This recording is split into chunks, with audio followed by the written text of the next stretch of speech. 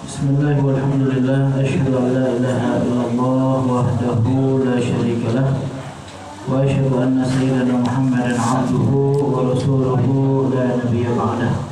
Allahumma shalli wa sallim wa barik wa karim wa majid wa atim ala sayyidina Muhammadin al-fatih lima ughliq wal khatim lima sabaq nasirul haqqi bil haqq wal hadi ila siratikal mustaqim wa ala alihi wa sahbihi haqqa qadrihi miqdarihi al-azim. Amma ba'du. Yang saya hormati dan saya muliakan seluruh jemaah dari Musholla Al-Kamaliyah. Untuk Musholla Al-Kamaliyah, semoga kita senantiasa diberikan keberkahan oleh Allah Subhanahu wa taala. Alhamdulillah malam hari ini bertemu kembali dalam kajian rutin kita, yaitu dalam kitab Al-Arba'in An-Nawawiyah, dalam rangka kita membaca, mengkaji dan lebih mengenal tentang apa yang disampaikan oleh baginda Nabi Muhammad SAW, dan semoga ini menjadi wasilah dan menjadi sebab kita bisa mendapatkan syafaat daripada beliau pada hari kiamat nanti. Pada saat semua orang berada di dalam kebingungan, yaumul la yanfa'u malun wala banun.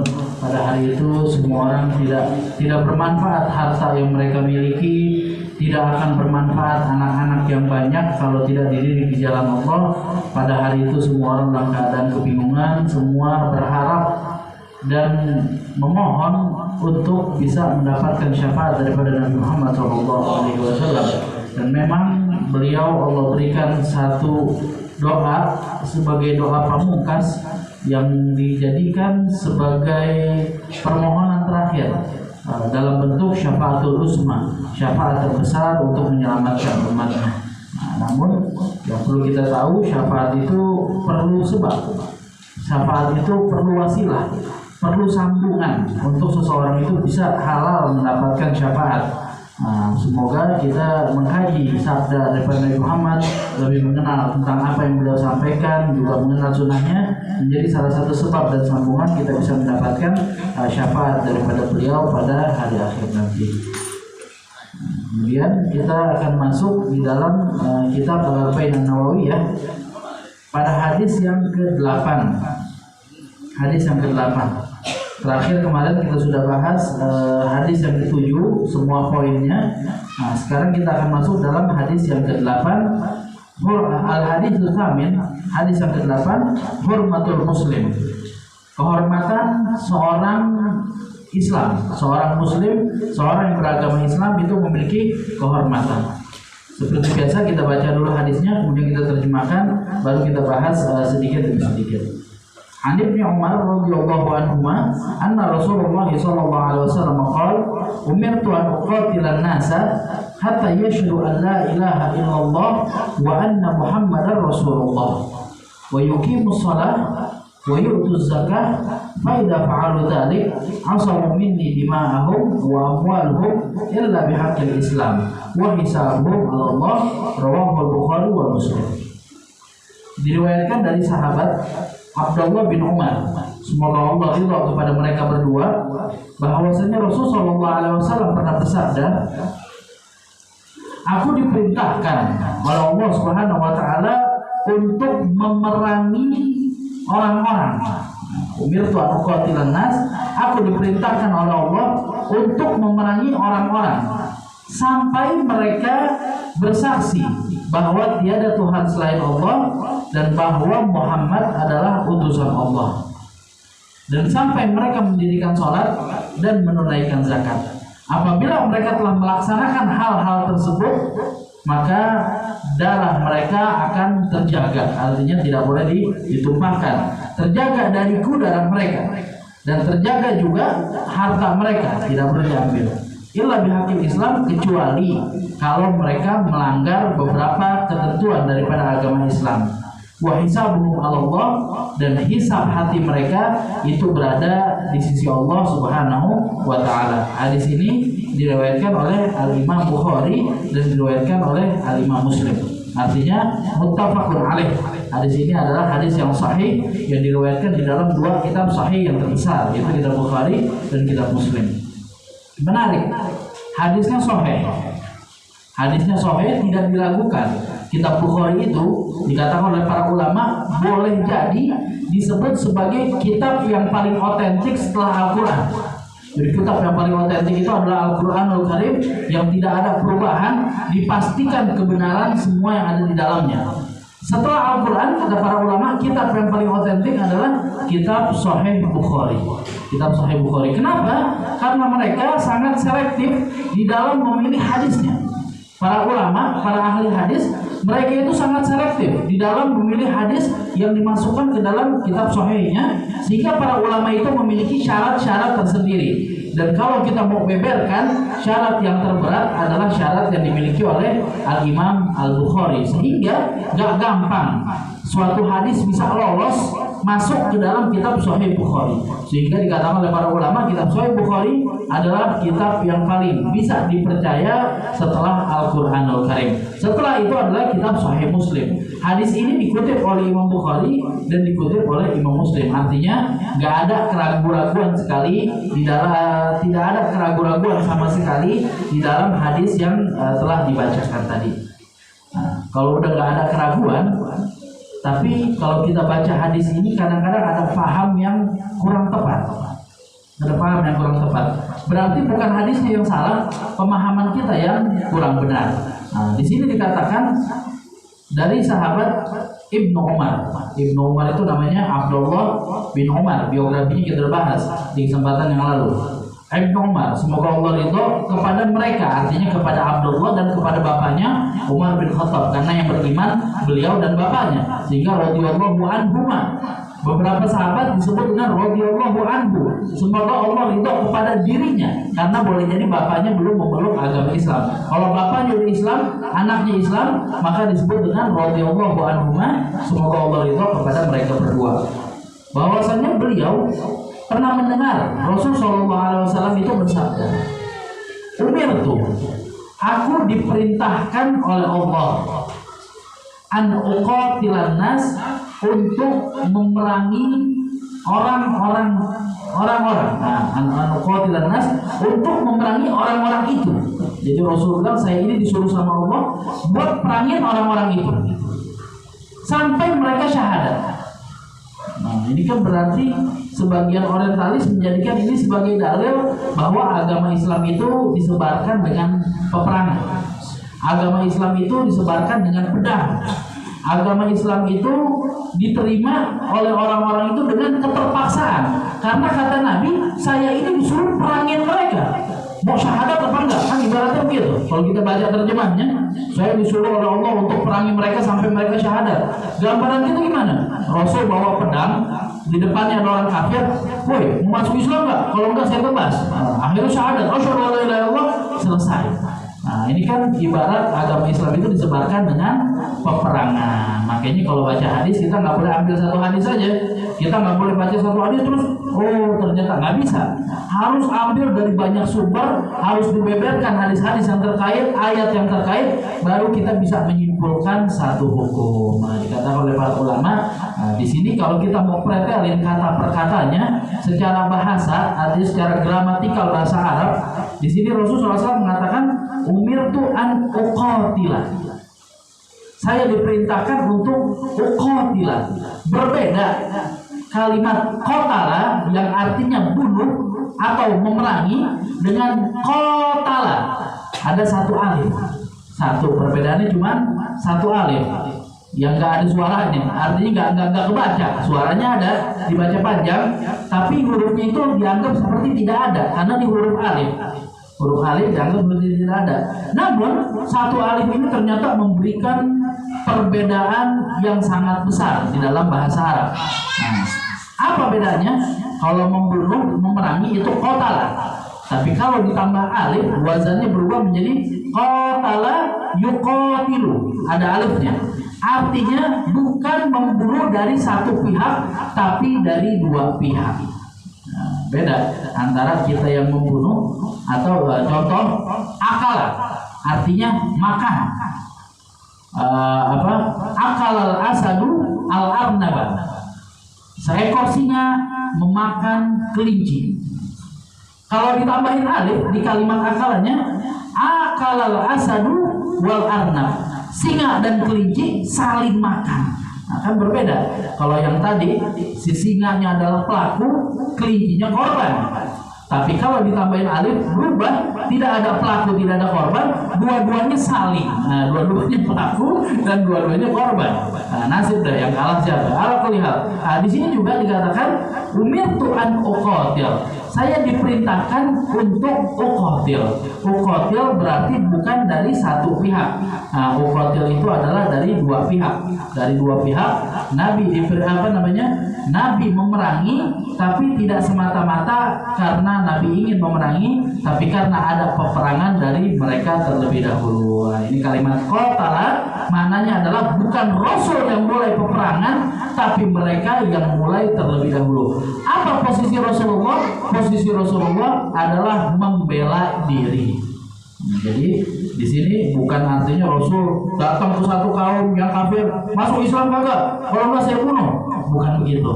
Rasul melakukan peperangan semata-mata karena beliau membela diri, kehormatan umat Islam dan kehormatan agama Islam. Makanya kata Syekh Muhammad Sa'id Al-Buti, beliau katakan di dalam kitabnya Al-Jihad bahwasanya jihad itu adalah solusi terakhir.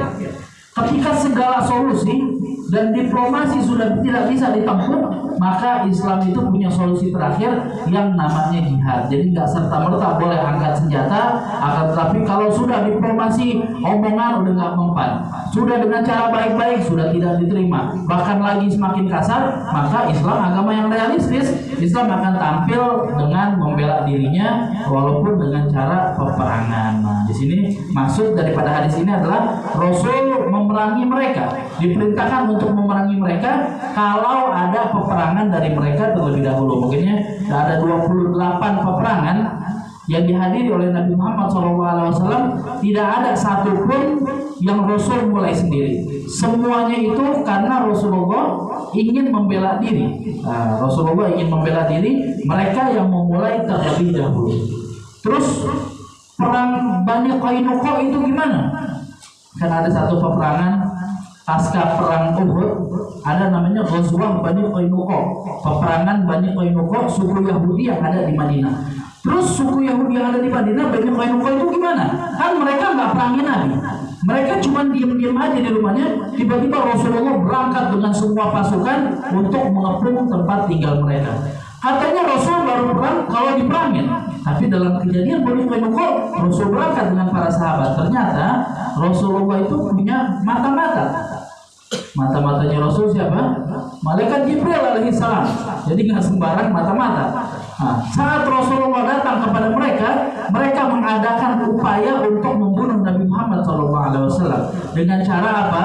Rasulullah disuruh duduk di satu tempat, mereka siapkan batu besar di atasnya untuk membunuh Nabi Muhammad. Dengan cara pengen dilemparin batu, Rasul ketimpa. Itu tujuan mereka. Malaikat Jibril datang, sampaikan kepada Nabi, ya Rasulullah jangan duduk di sini, pindah. Mereka punya niat untuk membunuh engkau. Rasul pindah, balik lagi bawa pasukan. Walaupun zahirnya mereka nggak angkat senjata, tapi Rasul dari mata-mata yang terpercaya sudah menyampaikan kabar mereka punya niatan, bukan cuma sekedar niatan, punya rancangan yang sudah direncanakan untuk menyakiti umat Islam dan menyakiti Nabi Muhammad, sehingga Rasul memerangi mereka. Jadi nggak serta-merta, jadi nggak tepat tuh kalau dibilang Islam disebarkan di Timur Tengah dengan peperangan, dengan pedang, sehingga Islamnya itu kasar, Islamnya itu panas. Berbeda dengan Islam yang sampai ke Indonesia, disebarkan dengan cara cinta damai dan dakwah, sehingga Islamnya lembut, santun, baik. Enggak juga. Yang membedakan Islam Indonesia santun dengan Timur Tengah yang ada konflik, memang orangnya beda. Orang Arab adatnya keras, orang Arab adatnya panas, orang Indonesia adatnya baik, santun, sopan dan lain sebagainya. Bukan karena Islam di sana dengan pedang dan Islam di sini dengan dagang, bukan karena begitu. Ala kulli hal. Nah, jadi ya, Rasulullah SAW mengatakan, saya diperintahkan oleh Allah Subhanahu Wa Taala untuk uqatil, untuk memerangi. An-nasa, orang-orang itu. Nah, ini juga menarik. Kalau disebut dengan nas tanpa alif lam, maka semua orang bakal diperangin sama Nabi Muhammad SAW. Tapi karena diberikan alif lam, berarti ada pengkhususan. Ada orang-orang tertentu yang memang Rasul diperintahkan untuk memerangi mereka. Siapa orang-orang tertentu tersebut? Ya, kalau kita mau lihat dari kacamata agama, tentunya orang itu terbagi. Ada yang namanya orang beriman, yang beragama Islam. Ada orang yang munafik, dia zahirnya beriman, tapi dalamnya kafir. Ada orang yang memang kufur, memang tidak beriman. Nah, orang itu kalau kita mau lihat dari sisi keagamaannya ada 3. Nah, sekarang kita cocokin dengan hadis ini. Yang pertama, orang beriman. Kalau kita masukin dalam maksud Anas, berarti maknanya kira-kira begini. Saya diperintahkan untuk memerangi orang-orang muslim tersebut sampai mereka bersyahadat. Cocok apa enggak? Nggak cocok, karena orangnya udah muslim. Apalagi diperangin sampai mereka bersyahadat. Mereka sudah bersyahadat. Berarti orang beriman nggak cocok. Orang setelah beriman apa tadi? Orang munafik. Nah, berarti artinya kira-kira begini. Saya diperintahkan oleh Allah untuk memerangi orang-orang munafik tersebut sampai mereka bersyahadat. Cocok apa enggak? Nggak cocok, karena orang munafik udah bersyahadat, walaupun syahadatnya dusta, syahadatnya bohong, dalamnya dia kafir. Tapi nggak cocok dengan makna hadis ini. Berarti yang tersisa adalah yang ketiga. Siapa? Orang kafir. Saya diperintahkan oleh Allah untuk memerangi orang-orang kafir tersebut sampai mereka bersyahadat. Cocok apa enggak? Cocok, karena orang kafir belum bersyahadat sampai mereka bersyahadat. Tapi nggak semua orang kafir. Nah, kalau sudah dapat orang kafirnya, tapi nggak semua kafir. Kafir yang diperintahkan untuk diperangi, 1, kafir yang memerangi terlebih dahulu. Diambil dari mana? Diambil dari kalimat qatala tadi, saling memerangi. Nah, jadi kafir yang diperangi 1, kafir yang memerangi terlebih dahulu. Yang kedua, kafir yang diperangi adalah bukan kafir dhimmi, bukan kafir yang berdamai dengan umat Islam. Dari mana diambil dalil ini? Diambil dari kehidupan Nabi Muhammad SAW. Rasul sampai di Madinah, ada orang kafir di Madinah. Ada suku-suku Arab, suku Aus dan suku Khazraj. Ada suku-suku Yahudi. Suku Yahudi itu ada Bani Qainuqa, ada Bani Nadir, ada Bani Quraidah. Ada 3 suku Yahudi. Rasul tidak perangi mereka. Kalau cuma karena kafir tahu-tahu diperangin, pasti 3 suku ini diperangin terlebih dahulu. Tapi ternyata Rasul nggak perangin suku-suku ini, malah mengadakan perjanjian damai. Jangan serang kami nggak akan menyerang kalian. Jangan ganggu umat Islam tidak akan mengganggu kalian dan lain sebagainya. Ada perjanjian damai kepada orang-orang Yahudi, bukan diperangin. Berarti nggak semua kafir bakal diperangi. Nah, kemudian juga kalaupun yang diperangi adalah kafir yang memerangi umat Islam, apakah karena mereka perangin kita langsung kita bantai habis mereka semua? Enggak juga. Dalam hadis riwayat Baihaqi dinyatakan ketika Rasulullah SAW mengirim utusan perang, Rasul pesankan kepada mereka, wala taqtulu syaikhan faniya. Jangan bunuh orang yang udah tua renta, yang gak angkat senjata. Wala tiflan radi'ah. Jangan bunuh anak kecil yang masih tidak bisa melawan. Jangan bunuh perempuan. Jangan bunuh para pendeta yang ada di tempat ibadah. Bahkan kata Rasulullah, jangan cabut pohon yang tidak perlu untuk dicabut. Jadi gak serta-merta. 1, gak semua kafir diperangi. Yang diperangi cuma kafir yang memerangi umat Islam. Kalaupun sudah terjadi peperangan, gak langsung membabi buta membantai habis, tapi ada ketentuan. Yang tua gak boleh dibunuh, yang kecil gak boleh dibunuh, yang perempuan gak boleh dibunuh, yang ada di rumah ibadah juga gak boleh dibunuh, pohon gak boleh diganggu, ternak gak boleh disembelih sembarangan, dan seterusnya. Artinya sangat mengerucut sekali. Islam itu mengatur dalam keadaan peperangan pun yang udah kita diperangin kita balas, sangat mengerucut sekali. Betul-betul hanya orang yang berperang angkat senjata di medan perang, mereka yang boleh dibunuh. Yang lain tidak terkena imbas daripada peperangan tersebut. Ala kulli hal. Jadi itu makna daripada hadis yang disampaikan oleh Nabi Muhammad SAW. Gak serta-merta kita diperintahkan untuk boleh memerangi orang lain.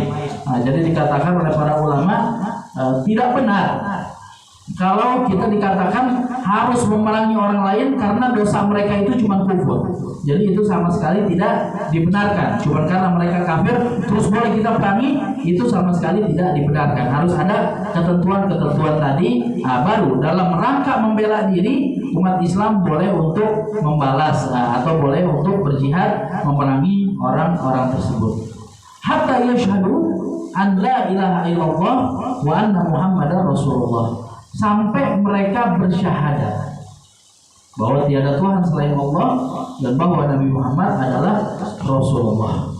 Kalau sudah syahadat, asal ini udah terlarang. Kita udah nggak boleh untuk mengganggu gugat mereka.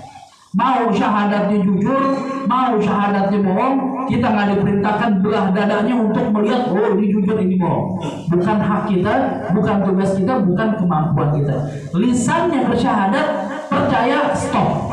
Nah, ini ada kisah menarik.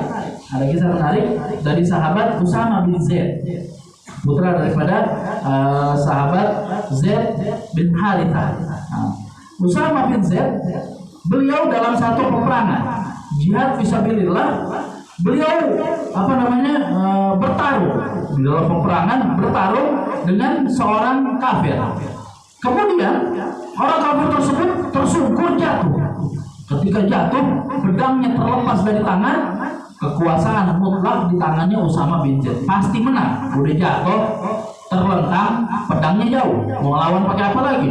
Sehingga Usama bin Zaid mengangkat pedangnya mau tebas ini orang, mau dihabiskan. Ketika mau ditebas, orang ini berkata, "Asyhadu an la ilaha illallah wa asyhadu anna Muhammadar Rasulullah." Kata Nabi, kalau udah syahadat, baru Islam. Kita nggak boleh. Tapi ini kan kondisinya beda. Ini bukan kondisi dalam keadaan damai terus orang syahadat, bukan. Kondisi peperangan yang dari tadi dia lawan kita, mau bunuh kita. Udah terpojok, jatuh, pedangnya jauh, mau ditebas, baru dia syahadat. Berarti kemungkinan dia syahadat karena kepepet, karena takut mati. Kalau kita mau presentasikan, kita presentasikan 100%, ada 100%. Kira-kira berapa persen dia syahadat tulus, berapa persen dia syahadat karena takut mati? Berapa banding berapa? Boleh jadi 99 banding 1. 99% takut mati, 1%-nya memang tulus mau. Nah, karena menimbang hal tersebut, Usama bin Zaid tidak menahan tangannya, dia tebas orang tersebut, mati. Kemudian kejadian ini sampai kepada Nabi Muhammad SAW. Apakah Rasulullah senang? Apa Rasul membenarkan? Ternyata Rasul marah luar biasa. Usama bin Zaid itu disayang sama Nabi Muhammad SAW. Bahkan bapaknya Usama, Zaid itu sudah diangkat anak oleh Nabi SAW. Pernah diangkat anak oleh Nabi Muhammad SAW. Usama itu disayang oleh Rasulullah. Ketika Usama melakukan hal tersebut, Rasulullah marah luar biasa. Ya Rasulullah, saya itu bunuh dia itu syahadat cuma karena takut mati. Rasul mengatakan, awal syakok tasadroh. Bagaimana kamu tahu dia syahadat takut mati? Kamu belah dadanya, kamu lihat, kan nggak tahu. Yang tahu cuma Allah Subhanahu Wa Taala. Sehingga Usama bin Zaid ditegur habis-habisan oleh Nabi Muhammad SAW. Pelajarannya, kita nggak diminta untuk menghukumi batin seseorang. Nah, jadi bukan hak kita tuh, dia si munafik nih, dia si ini. Itu bukan hak kita. Itu bukan wilayah kita untuk menentukan munafik atau tidak. Kita menghukumi dengan zahir. Zahirnya bersyahadat berarti Islam.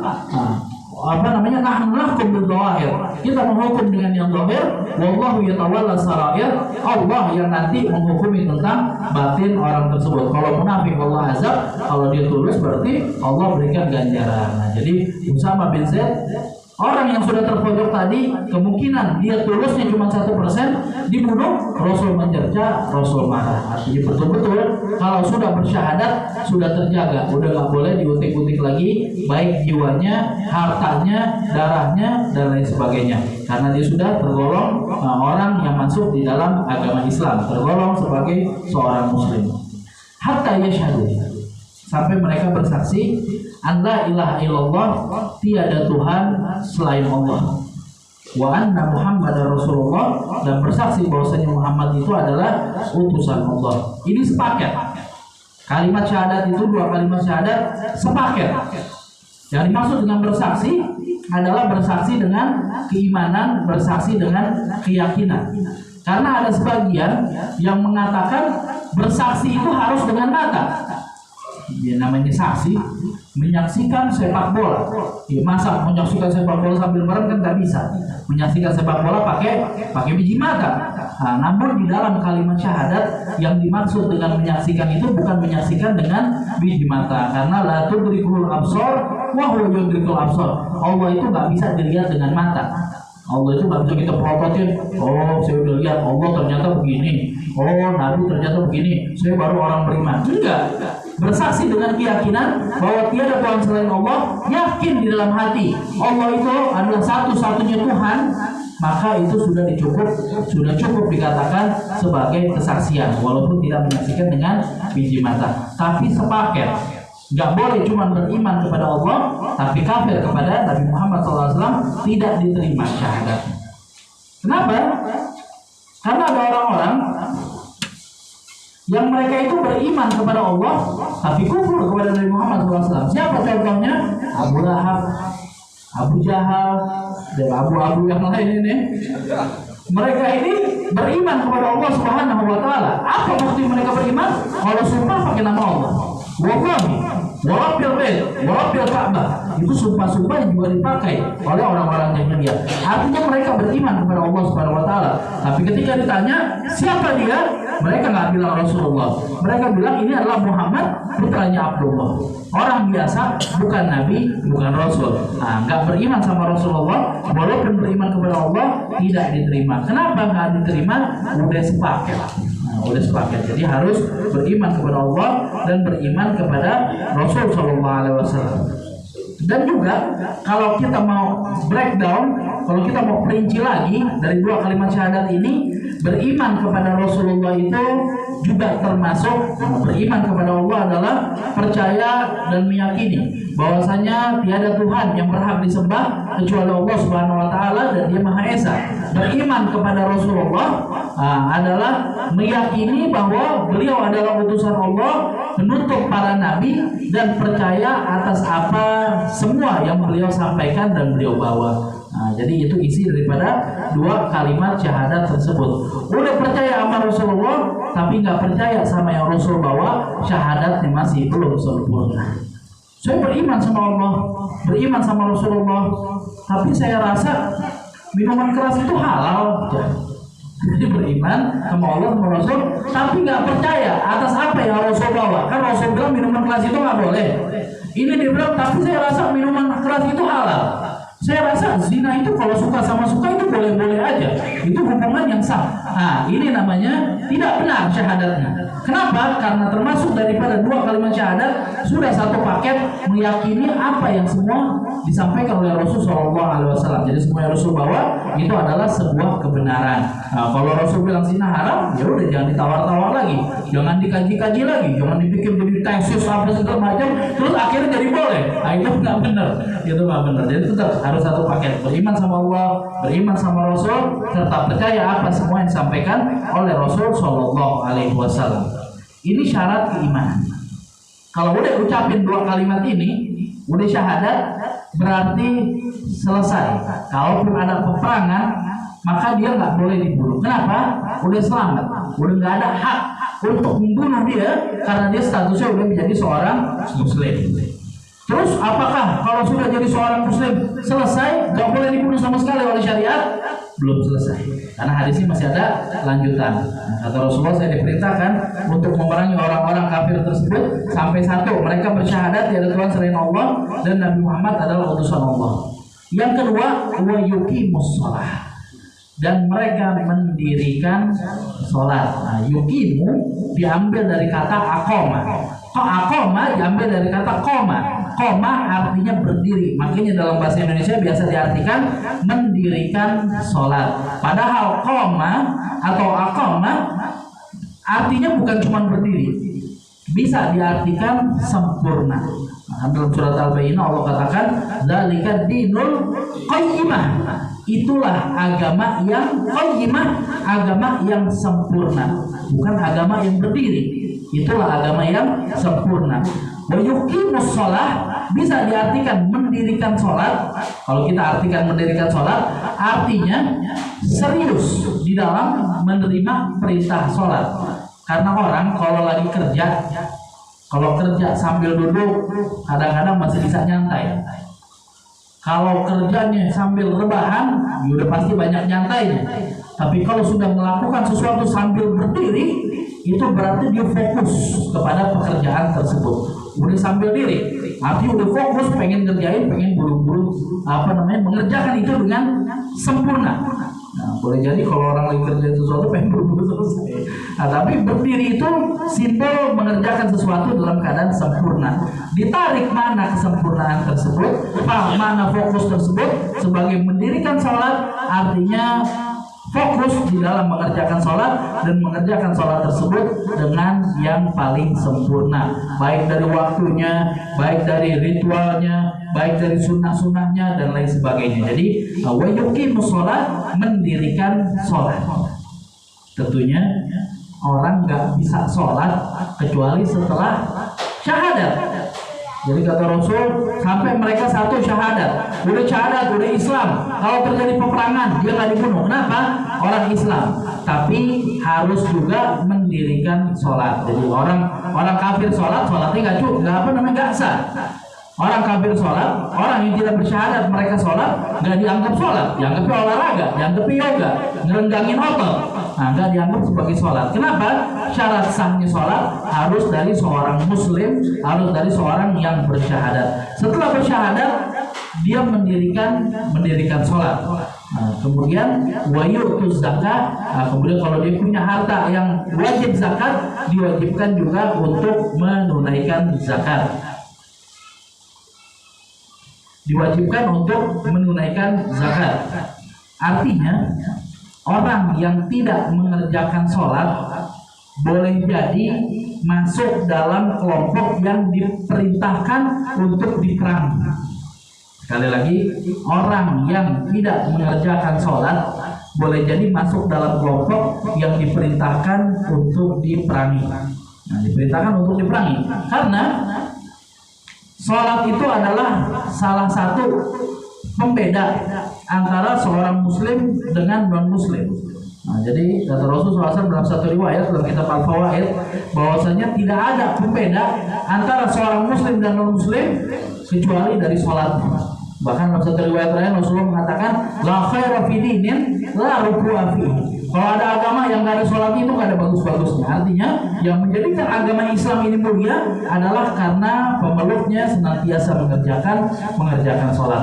Orang yang tidak mengerjakan sholat ditanya sebab dia nggak ngerjain sholat itu apa? Kalau dia bilang saya malas, saya capek habis kerja, berarti dia tidak keluar dari agama Islam. Nggak langsung diperangi. Dia harus diajarkan, dia diajari, diedukasi dan lain sebagainya, diajak baik-baik sampai dia mau untuk mengerjakan sholat. Tapi kalau sudah orang mengatakan kenapa kamu nggak sholat? Sholat nggak wajib. Salah tuh perintah sholat. Sholat itu tidak wajib. Otomatis keluar dari agama Islam. Syahadat yang dia ucapin batal. Kalau mau masuk agama Islam lagi, syahadat pula. Yang menyatakan sholat, orang yang tidak sholat karena malas, dia berdosa, tapi masih dalam lingkup agama Islam. Orang yang nggak sholat karena mengatakan sholat tidak wajib, otomatis syahadatnya batal, keluar dari agama Islam. Jadi ada perbedaan antara dua orang tersebut. Wa yuqimus sholat. Artinya, kalau mereka tidak mendirikan sholat karena mereka menganggap sholat itu tidak wajib, diajak baik-baik, masih tidak mau, maka dihukumi sebagai orang yang keluar dari agama Islam. Begitupun dengan zakat. Jadi sholat dan zakat itu sepaket. Di Al-Quran kalau disebutin sholat, pasti setelahnya ada zakat. Begitupun orang yang di dalam hartanya sudah ada kewajiban zakat, tapi dia tidak tunaikan zakat tersebut. Yang semacam ini juga ditanya sama kayak sholat. Kamu nggak zakat kenapa?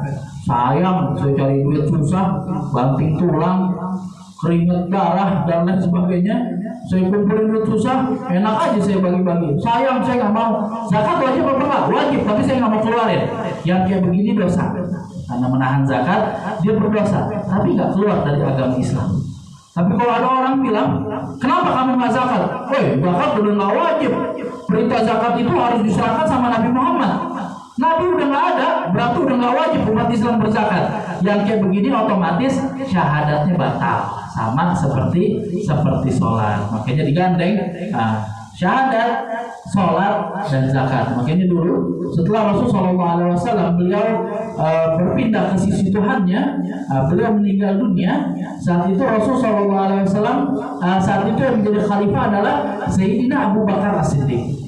Saat Sayyidina Abu Bakar As-Siddiq menjadi khalifah, ada beberapa kelompok dari umat Islam yang ada di Yamamah, yang ada di di Tamim dan lain sebagainya.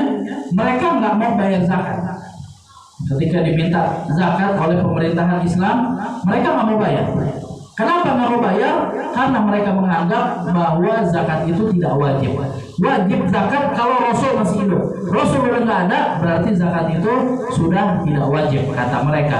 Maka apa tindakan Sayyidina Abu Bakar? Beliau memerangi orang-orang tersebut.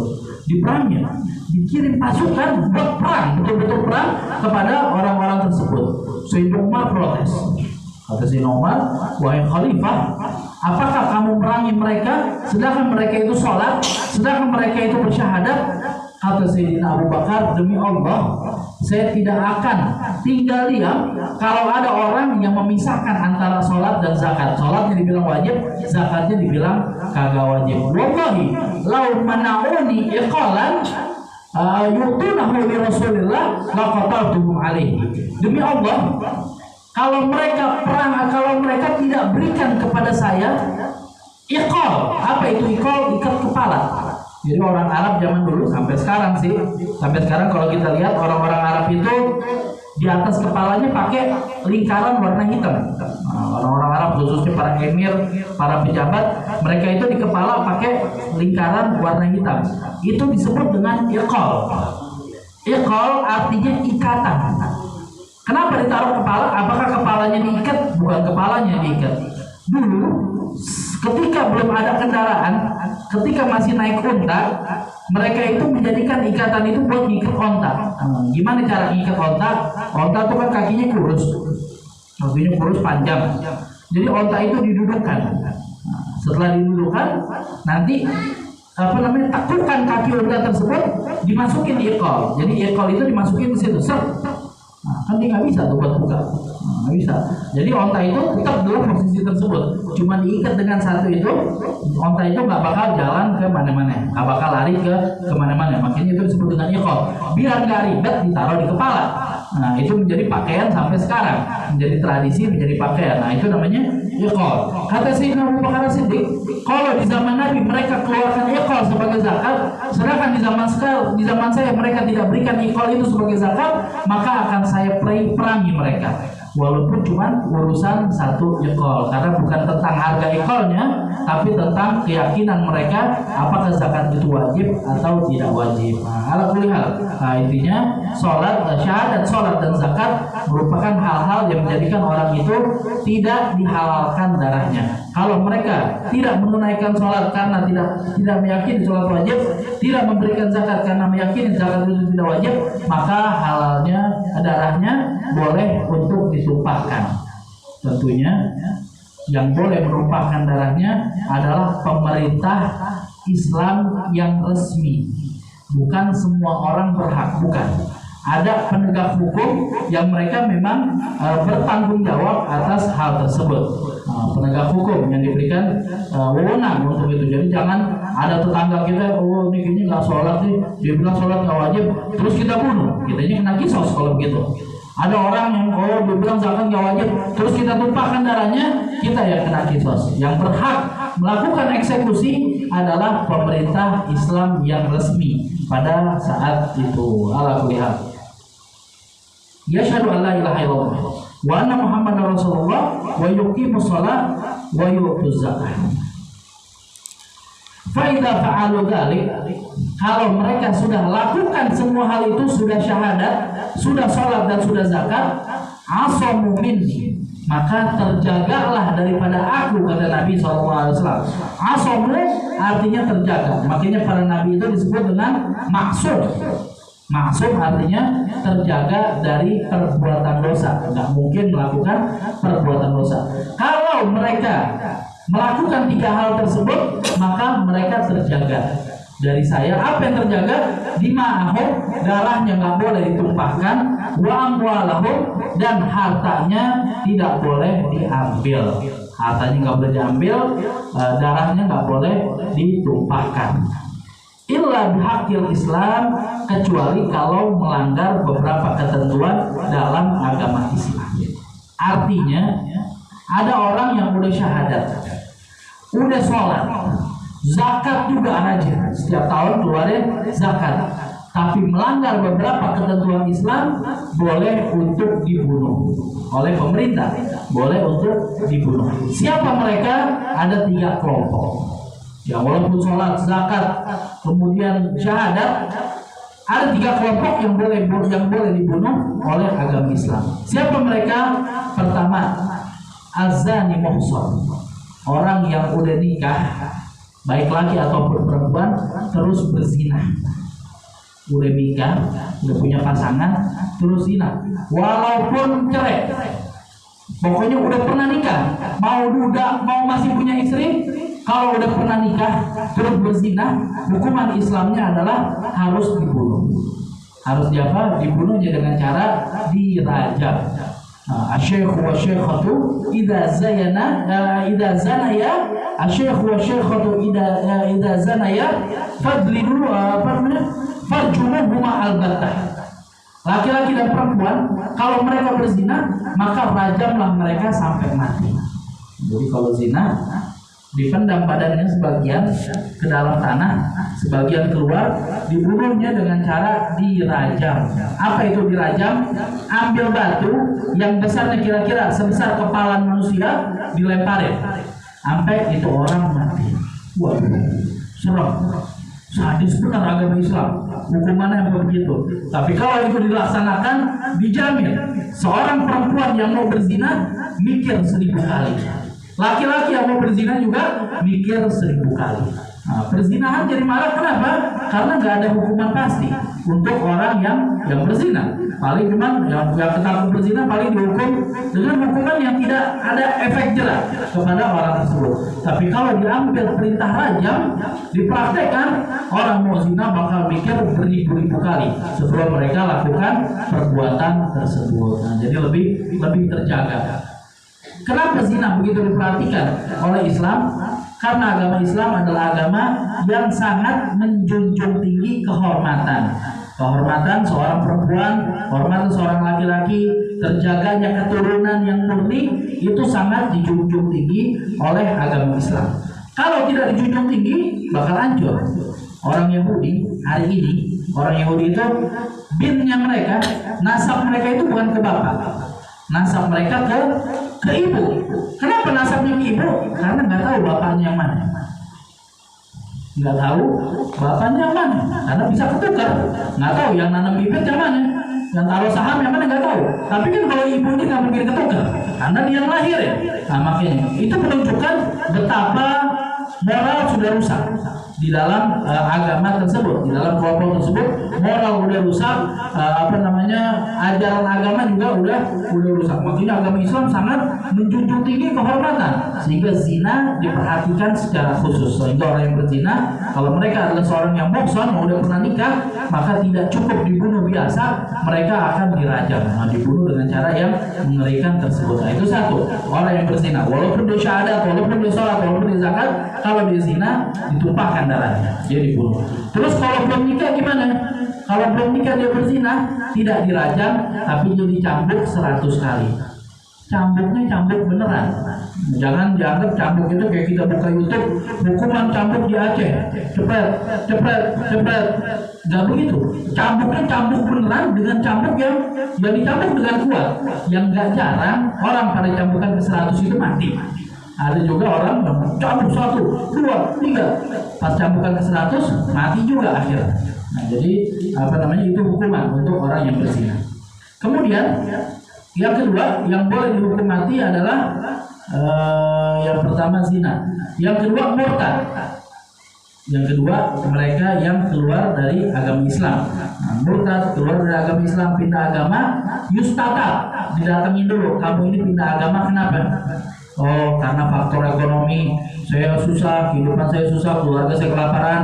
Terus pihak tertentu dari agama lain memberikan tawaran, makanan, suplai dan sebagainya, tapi saya harus pindah agama, saya pindah agama. Kalau yang begini, tanggung jawab umat Islam buat menunjang ekonomi orang tersebut. Nah, ini terjadi banyak.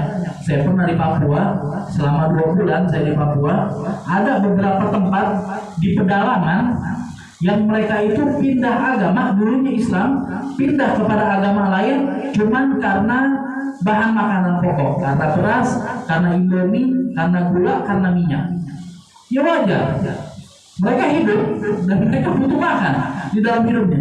Sedangkan kelompok ini tinggalnya dalam hutan. Orang-orang ini adalah masyarakat yang tinggal dalam hutan, yang gak ada akses darat untuk kumpulin makanan yang banyak dan sembako segala macam, mau bawa masuk nggak bisa. Kenapa? Di tengah hutan, nggak ada akses darat, mobil nggak bisa masuk. Yang bisa masuk apa? Pesawat. Pesawat terbang lewatin hutan, mendarat di tempat mereka. Jadi kalau mau bawa beras 1 karung, ongkosnya kayak ngongkosin pesawat 1 orang.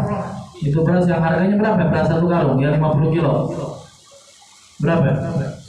50 kilo katakan deh, yang standar yang bagus 10.000 per kilo. Berarti 50 kilo berapa? 500.000. 500.000. Harga beras yang 500.000 ditambah ongkos pesawat buat 1 orang bisa sampai 1 juta. Jadi itu harga beras sekarang berapa? 1.500.000 buat bawa ke pedalaman. Sehingga umat Islam mau kumpulin apapun nggak bisa buat dibawa masuk, harus dengan biaya yang besar buat bawa masuk tersebut. Sayang, 1000 sayang, ada agama lain yang mereka di Jayapura, tepatnya di Sentani, jangankan pesawat, mereka punya landasan pesawatnya. Jadi ada agama tertentu, mereka itu punya landasan pesawatnya lengkap dengan pesawatnya. Yang kalau mau bawa bahan makan pokok ke pedalaman, tinggal terbang aja. Pesawat yang punya, landasan yang punya, tinggal bawa terbang, dibagi-bagikan. Tapi syaratnya pindah agama. Makanya nggak heran kalau banyak di pedalaman yang mereka murtad keluar dari agama Islam. Udahlah pendakwahnya nggak bisa masuk ke sono, mereka perekonomiannya juga sangat terpuruk. Nah, jadi sangat mudah sekali untuk digoda pindah agama. Kalau ini yang terjadi, gak serta-merta dengan murtad itu mereka dibunuh. Nah, jadi harus ditunjang dengan apa yang bisa dilakukan, ditunjang perekonomian dan lain sebagainya. Kalau sudah ditunjang dan lain sebagainya, mereka masih murtad juga, yang semacam ini boleh untuk ditumpahkan darahnya. Tapi sekali lagi yang menumpahkan darahnya bukan sembarang orang. Yang menumpahkan darahnya yang berhak adalah pemerintahan Muslim, pemerintahan Islam yang sah pada saat itu. Nah, itu yang kedua. Yang ketiga, apa lagi ya? Yang ketiga, membunuh. Yang ketiga, membunuh. Ini anaknya ada Ustaz sebelah. Kita lupa tinggal tanya. Yang ketiga, seorang Muslim yang dia sholat, dia zakat, kemudian dia bersyahadat, tapi membunuh Muslim yang lain. Nah, Muslim yang membunuh Muslim lain itu hukumnya harus diqisas. Tentunya ada persyaratan tersendiri. Kriteria membunuhnya gimana? Kalau membunuhnya sengaja dengan alat yang bisa memang buat membunuh, ini yang diqisas. Harus diqisas. Artinya walaupun dia sholat, walaupun dia syahadat, walaupun dia zakat, tapi dia boleh dibunuh. Kenapa? Karena membunuh Muslim yang lain. Oh, sadis ya agama Islam ya.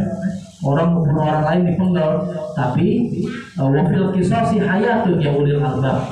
Di dalam qisas itu ada kehidupan, kata Allah Subhanahu wa taala. Ini kan aneh.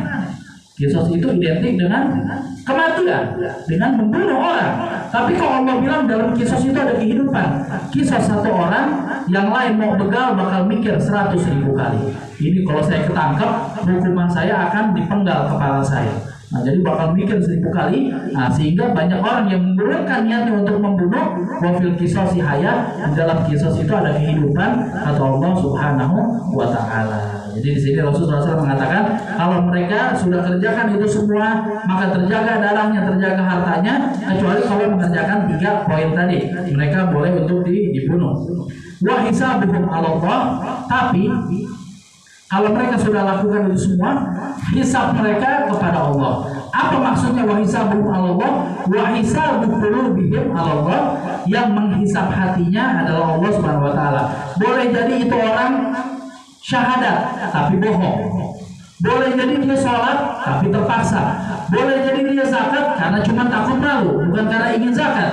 Nah, yang semacam ini tetap dihukumi sebagai umat Islam, dihukumi sebagai bagian daripada Islam, terjaga harta dan darahnya, tapi hisab daripada perbuatan orang ini tergantung akan dihisab oleh Allah Subhanahu wa taala. Kalau dia tidak ikhlas karena Allah, tentunya akan ada azab yang menanti dia di akhirat nanti. Ala kulli hal, itu secara singkat daripada hadis yang ke-8.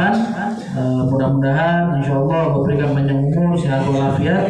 Bertemu di kesempatan yang selanjutnya, kita akan membahas kepada hadis yang ke-9. Itu sedikit kajian pada malam hari ini. Lebih kurangnya saya mohon maaf. Wassalamualaikum warahmatullahi wabarakatuh. Yang ada pertanyaan boleh tanya.